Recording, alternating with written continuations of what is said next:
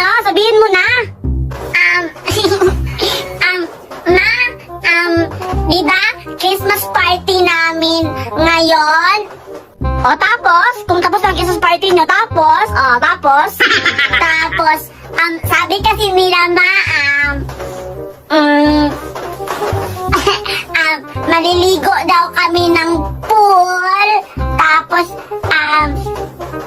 overnight. Mag-overnight. Sige. And gusto ko sana magpaalaman na sama ako sa kanila. Yung desisyon ko ay hindi. Sige na, Ma. Sama ako sa kanila.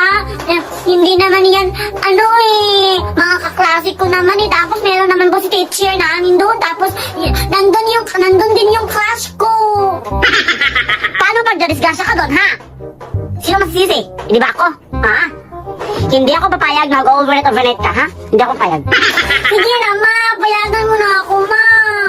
Once a year lang yan eh. Tapos hindi ka papayag. Sige na, Ma, please. Overnight. Sama ko sa kanila. Sige. Ganito na lang. Pag mag-overnight ka, uwi ka ng 6 p.m. 6 p.m. Yay! Ha? Ma, overnight nga, diba? Tapos ako pa uuwiin mo ko ng alas 6? Ha? Yung program, alas 7 pa? 7 p.m. pa mag-start, tapos ako pa uuwiin mo na ng 6 p.m.? Ano yun? Hindi ba ako nakarating doon, tapos pa uuwiin mo na ako? Mama naman!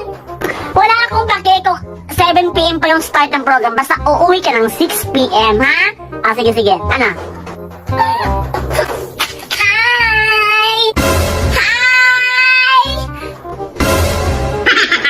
Hello, tita! Ganyan ka talaga na. Magdadala ng friend dito para payagan. Sige naman, yung classmate ko nandito na, Ang tita, payagan niyo na po yung anak niyo na mag-overnight. Kasama naman niya ako. Tapos meron din mga guru dun. Tapos yung mga classmates namin din yung class namin. Sige, go. Go. Papayag na ako. Yay! Thank you, Mama. Sige, go. Sige, kuha na ako ng damit ko, ha? Basta, ha? Huwag ka lang umuwi. Ha?